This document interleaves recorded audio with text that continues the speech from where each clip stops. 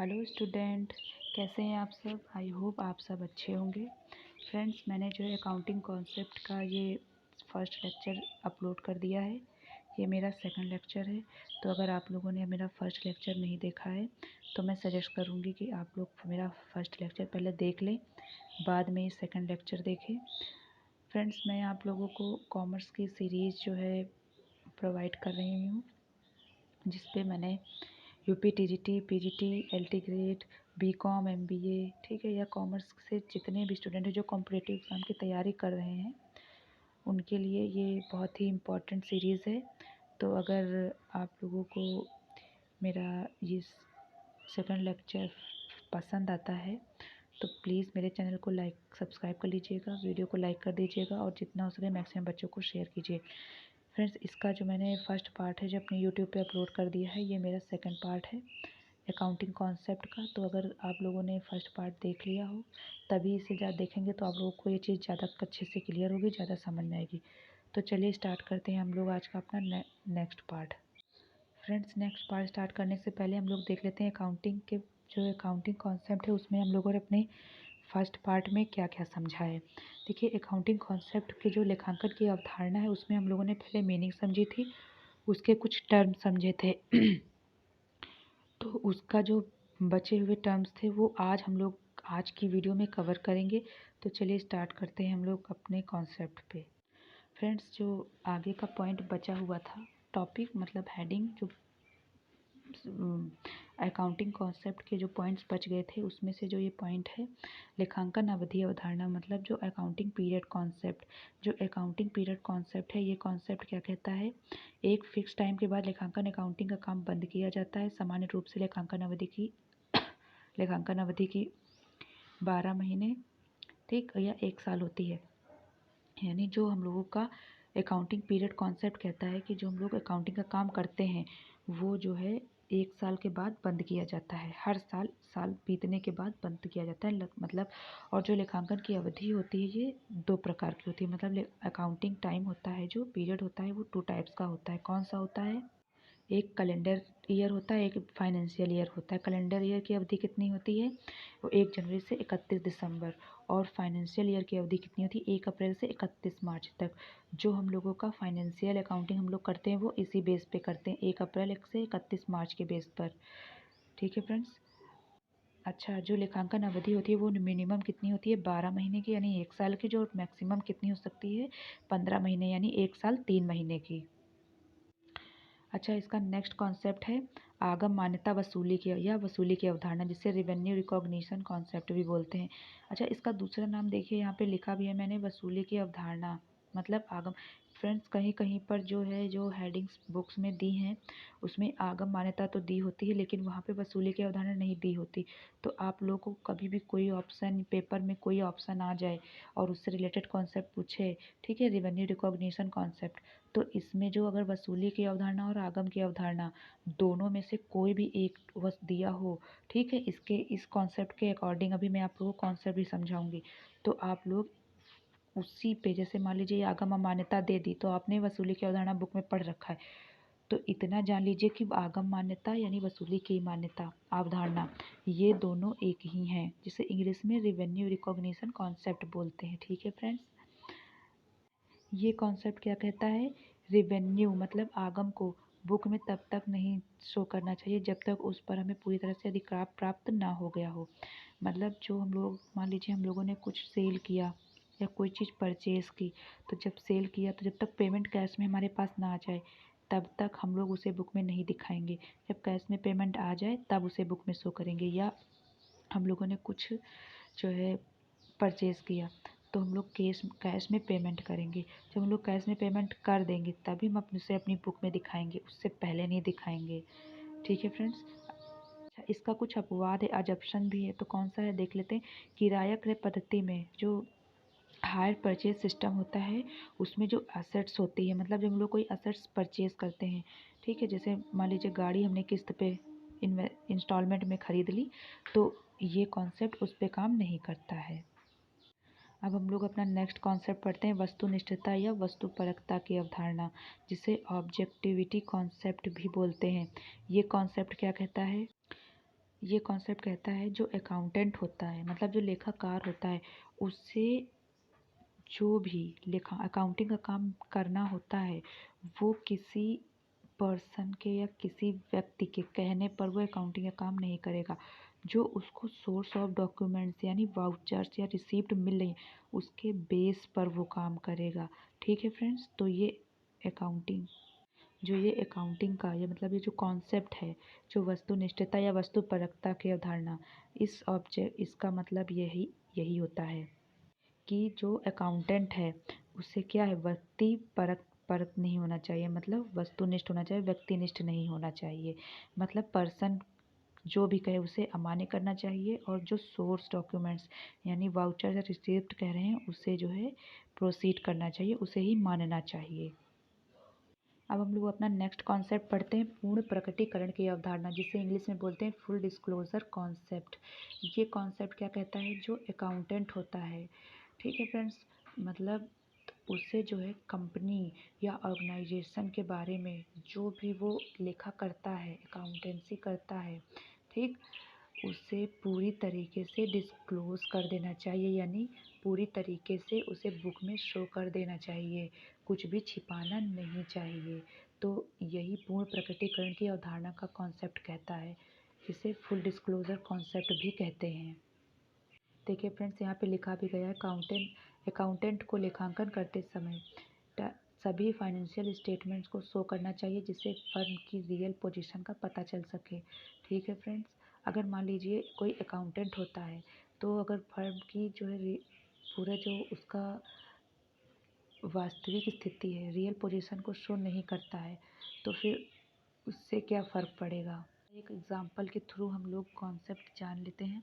जैसे मान लीजिए कोई डिप्रिसिएशन है, ठीक, कोई अकाउंटेंट है, उसने डिप्रिसिएशन को अलग अलग ईयर में अलग अलग रेट से चार्ज किया, ठीक, और जो अकाउंटेंट है उसने बिजनेस में अपनी उसकी रियल मतलब वास्तविक स्थिति, रियल पोजीशन शो नहीं की, ठीक, मतलब डिप्रिसिएशन का जो ये होता है वो अलग अलग साल में अलग अलग तरीके से शो करेगा, तो क्या होगा, बिजनेस की जो रियल पोजीशन है उससे उसका जो फर्म की वास्तविक स्थिति है वो नहीं पता चलेगी। तो इसीलिए जो भी सोर्स डॉक्यूमेंट्स होते हैं वो रियल में जो मतलब जैसे वो हो गया हम लोग का रिसिप्ट हो गया या वाउचर्स हो गए, उनमें जैसा लेखा मतलब जो भी रिसिप्ट में मिलती है उसके बेस पर अकाउंटेंट को अकाउंटेंसी का काम करना चाहिए, ना कि किसी पर्सन के कहने पर। ठीक है फ्रेंड्स, आई होप ये चीज़ आपको क्लियर हो गई होगी। फ्रेंड्स, अब हम लोग अपनी नेक्स्ट कॉन्सेप्ट पे बात करते हैं, जिसे कहते हैं समरूपता या एकरूपता की अवधारणा, जिसे इक्वालिटी कॉन्सेप्ट बोलते हैं। इक्वालिटी कॉन्सेप्ट क्या कहता है, जो परंपरा बना ली उसी पर चलते रहना, मतलब एक बार बिजनेस स्टार्ट कर दिया उसी तरीके से बिजनेस चलाना, जिससे भी स्टार्ट किया बिजनेस चलाना उसी के हिसाब से हम लोग चलाते हैं, कि उसमें कुछ चेंजेस नहीं करने हैं। तो ये कौन सा कॉन्सेप्ट कहता है, एकरूपता यानी समरूपता, एकरूपता की अवधारणा। ये जो फ्रेंड्स मैंने दो दो नाम लिखे हैं ना, आप लोग इन्हें ज़रूर याद कर लीजिएगा, जितना हो सके इन्हें इंग्लिश में याद कीजिए, क्योंकि इंग्लिश में इसके बहुत से नाम नहीं हैं, लेकिन हिंदी में इसके अलग अलग नाम हैं। अगर आपको हिंदी में याद करना है तो आप दोनों नाम याद रखिए, ताकि कभी भी आपको कोई पूछे, ठीक है, तो आप उसमें कन्फ्यूज ना हो। इसीलिए मैंने जितने भी कॉन्सेप्ट के जितने नाम हैं, सबके नाम सबके साथ लिख के रखे हैं। अब हम लोग पढ़ते हैं अपने नेक्स्ट कॉन्सेप्ट को, जो है रूढ़िवादिता की अवधारणा, मतलब कंजर्वेटिव कॉन्सेप्ट। ये कॉन्सेप्ट क्या कहता है, यह कॉन्सेप्ट कहता है व्यापार में हानि होनी तय है, मतलब जो भी बिजनेस हम स्टार्ट कर रहे हैं या जो भी बिजनेस या अ, हम कर रहे हैं उसमें लॉसेस पहले से ही है कि तय है, निश्चित है, ठीक, लॉसेस के लिए पहले से व्यवस्था बना लेनी चाहिए, जो चाहे हम लोगों को जितना भी अपने बिजनेस से प्रॉफिट होता चला जाए, लेकिन जो लॉस की व्यवस्था है वो हम लोगों को पहले से ही कर लेनी चाहिए। और लाभ प्रॉफिट को तभी मानना चाहिए जब वास्तविक रूप में हमें प्रॉफिट हो रहा हो। मतलब लाभ को हम लोग मान के नहीं चल सकते कि कोई भी बिजनेस हम स्टार्ट करें तो हम लोग पहले से ही मान लें 1 साल बाद हमें इतना लाभ होगा। जब लाभ हमें प्रॉफिट हो जाए तभी प्रॉफिट को हम लोगों को मानना चाहिए कि हाँ ये प्रॉफिट एक्चुअल में हुआ है, उससे पहले नहीं। और जो लॉस होता है उसे पहले से ही मान के चलना चाहिए कि बिजनेस में हमें लॉस हो ही गया तो उसके लिए हम लोग को पैसे रिजर्व करके रख लेने चाहिए। ठीक है, तो ये कौन सा कॉन्सेप्ट कहता है? रूढ़िवादिता की अवधारणा कहती है। ठीक है फ्रेंड्स। अच्छा, इसका नेक्स्ट पॉइंट देख लीजिए। जो कल ये रूढ़िवादिता की अवधारणा है, इसका एक इम्पोर्टेंट पॉइंट ये भी है। देखिए, जो अंतिम स्टॉक मतलब क्लोजिंग स्टॉक होता है उसकी जो हम लोग इवेल्युएशन जो मूल्यांकन करते हैं किस पे करते हैं? लागत मूल्य यानी कॉस्ट प्राइस पे करते हैं। ठीक, जिसे हम लोग क्या कहते हैं? बाजार मूल्य, मार्केट प्राइस भी कहते हैं। ठीक है फ्रेंड्स। इसका नेक्स्ट इम्पॉर्टेंट पॉइंट है संयुक्त जीवन बीमा पॉलिसी जॉइंट लाइफ इंश्योरेंस को फर्म में समर्पण मूल्य पर सरेंडर वैल्यू पर दर्शाते हैं। मतलब जब मैं आप लोगों को बीमा पढ़ाऊँगी, लाइफ इंश्योरेंस पढ़ाऊँगी, LIC, तो उसमें जो है एक जॉइंट लाइफ इंश्योरेंस होता है। ठीक, और जो वो कंपनी होती है उसको किस पे दिखाती है? समर्पण मूल्य पर दिखाती है, यानी सरेंडर वैल्यू पर दिखाती है। इसका जो अजप्शन है, इसका जो अपवाद है वो क्या है? Window dressing. मतलब विंडो ड्रेसिंग एक कॉन्सेप्ट है। जब मैं आप लोगों को अकाउंटिंग के कॉन्सेप्ट पढ़ाऊँगी, जो इसके कुछ इंपॉर्टेंट टर्म्स पढ़ाऊँगी, तब उसमें जो मैं आप लोगों को पढ़ाऊँगी विंडो ड्रेसिंग। तो आज मोटा मोटा जान लेते हैं विंडो ड्रेसिंग क्या है। जैसे मान लीजिए अकाउंटिंग प्रिंसिपल्स होते हैं हम लोगों के, उसमें जैसे मान लीजिए कोई भी हम लोगों का अकाउंटिंग प्रिंसिपल होता है। जैसे मान लीजिए किसी चीज़ को हमें डेबिट में कन्वर्ट मतलब डिनोट करना है, अगर उसे हमने गलती से क्रेडिट में कर दिया तो उसका जब हम लोग बैलेंस शीट निकालेंगे ना, तो उसमें क्या कर देते हैं? वो उसका जो अर्थमेटिकल वो आएगा, आंसर आएगा, वो नहीं बता सकता है कि ये चीज़ सही है कि गलत। मतलब हम लोगों ने मान लीजिए कोई भी खर्चे हैं उसे नहीं दिखाया उसमें, तो वो चीज़ नहीं पता चलेगी हम लोगों को। ठीक है, कि उसमें ये गड़बड़ी हुई है या नहीं। मान लीजिए कोई भी अकाउंटिंग का काम हम लोग कर रहे हैं, उसमें कुछ कोई परचेज़ किया हम लोगों ने, तो वो रिसीप्ट हमारे पास है, हमने उसे डिनोट ही नहीं किया। जब तक हम लोग उसे डिनोट नहीं करेंगे तो उसे कहाँ पे हम लोग बता सकते हैं कि वो चीज़ उसमें इतना निकाला गया, इतना मतलब जो है बताया गया, या इतना निकाला गया, इतना कॉन्सेप्ट जो है हम लोगों का लिखा गया। ठीक है फ्रेंड्स, तो इसे ही क्या कहते हैं? विंडो ड्रेसिंग कहते हैं। अगर मोटा मोटा हम लोग बात करें इसकी, तो इसकी मीनिंग होती है कि किसी भी चीज़ को छिपा लेना। ठीक, ताकि जो ऑर्गेनाइजेशन है उसको, या अकाउंटेंट जो होते हैं हम लोगों के अंकेक्षक होते हैं, उन्हें भी ये चीज़ पता ना चले, उसे ही विंडो ड्रेसिंग बोलते हैं। अब हम लोग अपने नेक्स्ट कॉन्सेप्ट की ओर चलते हैं, जिसे सारता या महत्वपूर्णता की अवधारणा कहते हैं। इंग्लिश में इसे मटेरियलिटी कॉन्सेप्ट बोलते हैं। सारता की अवधारणा क्या कहती है? ये कॉन्सेप्ट कहती है कि जो इम्पॉर्टेंट चीज़ें हैं उन्हें ही बुक में शो करना चाहिए। जो इम्पॉर्टेंट चीज़ें नहीं हैं उन्हें हम लोग बुक में शो नहीं करेंगे। इसका कुछ एक अपवाद भी है, देख लीजिए। जैसे मटेरियलिटी कॉन्सेप्ट है, इसमें जो फुल डिस्क्लोज़र कॉन्सेप्ट मैंने आप लोगों को पढ़ाया है वो कॉन्सेप्ट इस पे नहीं लगता है। देखिए फ्रेंड्स, सारता अवधारणा अव अपवाद है पूर्ण प्रकटीकरण की अवधारणा। मतलब फुल डिस्क्लोज़र कॉन्सेप्ट जो अब मैंने आप लोगों को पढ़ाया था, ये जो है मटेरियलिटी कॉन्सेप्ट का अपवाद है। तो फ्रेंड्स, ये थे आज के हम लोगों के पार्ट 2 के जितने भी कॉन्सेप्ट थे मैंने आप लोगों को पढ़ा दिए। आई होप आप लोगों को ये चीज़ समझ में आई होगी। और अगर कोई डाउट रह गया हो तो प्लीज़ कमेंट सेक्शन में आप कमेंट करके मुझसे डाउट पूछ सकते हैं।